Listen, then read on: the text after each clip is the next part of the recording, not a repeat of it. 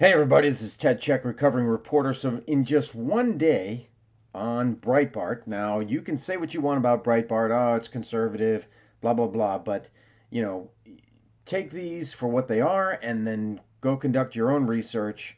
I'm just reading headlines here, and these stories they have input from the sources that they're referring to. So, in other words, New York Times admits Tim Walz did misrepresent his military record.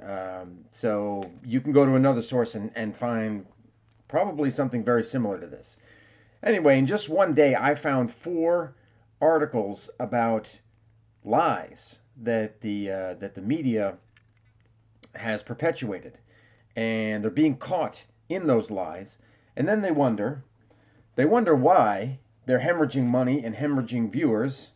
And here, I don't know if we can get a good shot of this book here. This is my book, Saving the Beast. There we go. That's a little bit better. This talks about all that. It's coming out next month. Um, yeah, they wonder why they're hemorrhaging viewers and readers when they're committing such egregious, um, unethical transgressions. So, um, let's see here. Military experts say Democrat vice presidential candidate Governor Tim Walz of Minnesota, quote unquote, misrepresented elements and embellished his service, according to the New York Times. But I would be willing to bet, although I don't have it in front of me here, but I'd be willing to bet that when the New York Times first talked about Tim Walz and his military record, they just repeated it wholesale. That he was whatever rank he was, and that he served in Afghanistan, and that kind of stuff. The stuff that's not true. The newspaper interviewed four experts. See that when they should wait and they should verify, but instead it's a knee jerk reaction to just accept this kind of stuff as truth. The newspaper interviewed four experts on the military who said while they would not use the term quote unquote stolen valor, I mean, typically that is used for someone who has not served at all and then is trying to, pawn themselves off as a military uh, person, a soldier.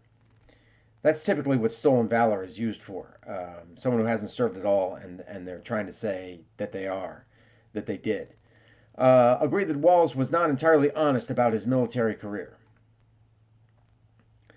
Um, Walz had been inaccurate in describing his rank. So yeah, so apparently the evidence was overwhelming for the New York Times, and they felt that they needed to report this.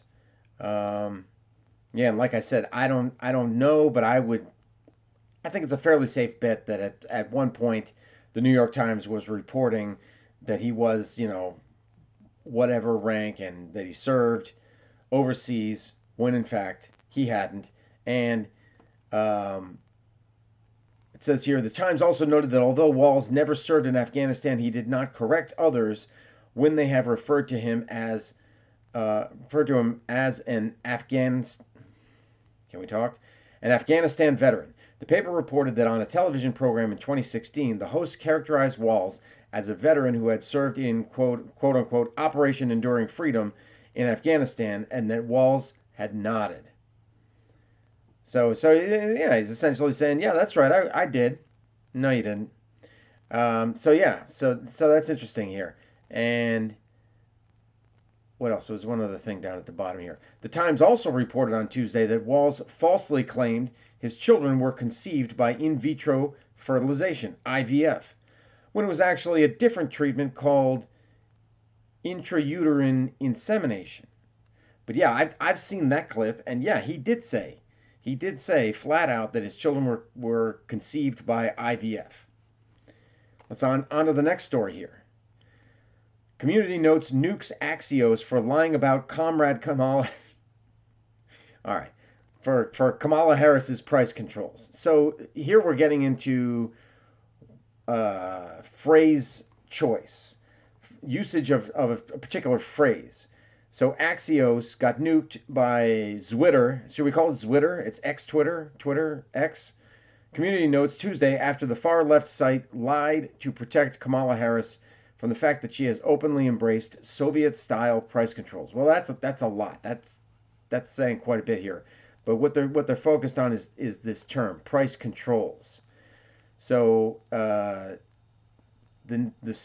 headline of the story was "Don't call it price controls. How price gouging bans really work." So it's not price controls; it's price gouging. So it's making the companies look bad, putting everything the focus on the companies. Oh my God, they're gouging rather than price controls, which is typically what you would expect in communism. The invaluable community notes quickly went to work pointing out that this very same Axios author called it price controls when the UK proposed voluntary caps on grocery store profits. Okay. So when it's convenient, use price controls. It's a softer, kinder, gentler term, and it's usually meted out by the government. But when it's a company, oh my God, then it's price gouging. They're gouging. They're cheating. They're killing us. Axios called it price controls when it was proposed to limit how much Russia could profit off oil in a time of crisis. Yeah, so that's another thing. So they had to walk that back. Um, and this is another one about the IVF thing. Lester Holt just accepting it wholesale. We were quite touched by Walls talking about experience with IVF that family says didn't happen. Yeah, what was the other thing about? We were quite touched by his description of his own family's adventure. I don't know if I'd really call it an adventure. It's more I mean, it's a lot of things, but it's not an adventure. From my understanding, I mean, it's kind of a last resort, and it's a challenge. I don't know if I would call it an adventure. It seems like a very stressful event to have happen. And finally, PBS, good old PBS. PBS's Woodruff retracts false Trump Netanyahu report, apologizes. Wow, so this is another one. And this is what I say in my book, Saving the Beast. This needs to happen. The media needs to apologize. But in apologizing, you have to the second part is, talk the talk, walk the walk. So you apologize and you say you'll never do it again, and then you need to execute on that. Judy Woodruff of PBS NewsHour apologized Wednesday for a false claim she made earlier this week that former President Donald Trump had told Israeli Prime Minister Benjamin Netanyahu to reject a hostage deal with Hamas. And she says, her tweet, I want to clarify my remarks on the PBS News special on Monday night about the ongoing ceasefire talks in the Middle East. As I said, this was not based on my original reporting. I was referring to reports I had read in Axios and Reuters about former President Trump. Hello, Twitter. Having spoken to the Israeli Prime Minister. In the live TV moment, I repeated the story because I hadn't seen later reporting that both sides denied it. This was a mistake and I apologize for it. Yeah, we need more honesty from mainstream media news outlets. If they ever want to gain back the hearts and minds of Americans,